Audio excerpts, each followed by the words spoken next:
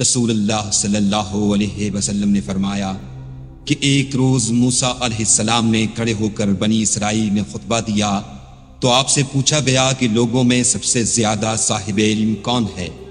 انہوں نے فرمایا کہ میں ہوں۔ اس وجہ سے اللہ کا غصہ ان پر ہوا کہ انہوں نے علم کو خدا کے حوالے کیوں نہ کر دیا۔ تب اللہ نے ان کی طرف وحی بھیجی کہ میرے بندوں میں سے ایک بندہ دریاؤں کے سنگم پر ہے جہاں فارس اور روم کے سمندر ملتے ہیں، وہ تجھ سے زیادہ عالم ہے۔ موسیٰ علیہ السلام نے کہا کہ اے پروردگار، میری ان سے ملاقات کیسے ہو؟ حکم ہوا کہ ایک مچھلی زنبیل میں رکھ لو، پھر جہاں تم اس مچھلی کو گم کر دو گے تو وہ بندہ تمہیں وہیں ملے گا۔ تب موسیٰ علیہ السلام چلے اور ساتھ اپنے خادم یوشع بن نون کو لے لیا اور انہوں نے زنبیل میں مچھلی رکھ لی۔ جب ایک پتھر کے پاس پہنچے، دونوں اپنے سر اس پر رکھ کر سو گئے اور مچھلی زنبیل سے نکل کر دریا میں اپنی راہ بناتی چلی گئی۔ اور یہ بات موسیٰ علیہ السلام اور ان کے ساتھی کے لیے بے حد تعجب کی تھی۔ پھر دونوں باقی رات اور دن میں جتنا وقت باقی تھا چلتے رہے۔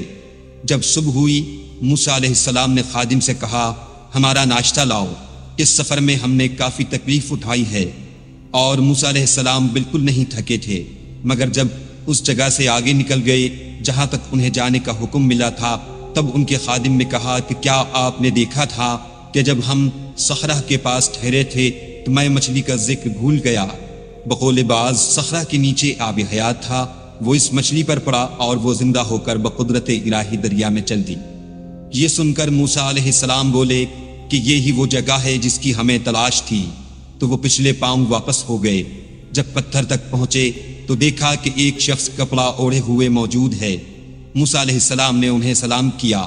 خضر نے کہا کہ تمہاری سرزمین میں سلام کہاں؟ پھر موسیٰ علیہ السلام نے کہا کہ میں موسیٰ ہوں۔ خضر بولے کہ بنی اسرائیل کے موسیٰ؟ انہوں نے جواب دیا ہاں۔ پھر کہا کہ کیا میں آپ کے ساتھ چل سکتا ہوں تاکہ آپ مجھے ہدایت کی وہ باتیں بتلاؤ جو اللہ نے خاص آپ ہی کو سکھلائی ہیں؟ خضر بولے کہ تم میرے ساتھ صبر نہیں کر سکو گے۔ اے موسیٰ، مجھے اللہ نے ایسا علم دیا ہے جسے تم نہیں جانتے، اور تم کو جو علم دیا ہے اسے میں نہیں جانتا۔ اس پر موسیٰ علیہ السلام نے کہا کہ خدا نے چاہا تو آپ مجھے صابر پاؤ گے، اور میں کسی بات میں آپ کی نافرمانی نہیں کروں گا۔ پھر دونوں دریا کے کنارے کنارے پیدل چلے۔ ان کے پاس کوئی کشتی نہ تھی کہ ایک کشتی ان کے سامنے سے گزری تو کشتی والوں سے انہوں نے کہا کہ ہمیں بٹھا لو۔ خضر کو انہوں نے پہچان لیا اور بغیر کرائے کے سوار کر لیا۔ اتنے میں ایک چڑیا آئی اور کشتی کے کنارے پر بیٹھ گئی۔ پھر سمندر میں اس نے ایک یا دو چونچیں ماری۔ اسے دیکھ کر خضر بولے کہ اے موسیٰ، میرے اور تمہارے علم نے اللہ کے علم میں سے اتنا ہی کم کیا ہوگا جتنا اس چڑیا نے سمندر کے پانی سے۔ پھر خضر نے کشتی کے تختوں میں سے ایک تختہ نکال ڈالا۔ موسیٰ علیہ السلام نے کہا کہ ان لوگوں نے تو ہمیں کرایہ لیے بغیر مفت میں سوار کیا، اور آپ نے ان کی کشتی کی لکڑی اکھاڑ ڈالی تاکہ یہ ڈوب جائیں۔ خضر بولے کہ کیا میں نے نہیں کہا تھا کہ تم میرے ساتھ صبر نہیں کر سکو گے؟ اس پر موسیٰ علیہ السلام نے جواب دیا کہ بھول پر میری گرفت نہ کرو۔ موسیٰ علیہ السلام نے بھول کر یہ پہلا اعتراض کیا تھا۔ پھر دونوں چلے۔ کشتی سے اتر کر ایک لڑکا بچوں کے ساتھ کھیل رہا تھا۔ خضر نے اوپر سے اس کا سر پکڑ کر ہاتھ سے اسے الگ کر دیا۔ موسیٰ علیہ السلام بول پڑے، کیا آپ نے ایک بے گناہ بچے کو بغیر کسی جانی حق کے مار ڈالا؟ غضب ہو گیا۔ خضر بولے کہ میں نے تم سے نہیں کہا تھا کہ تم میرے ساتھ صبر نہیں کر سکو گے؟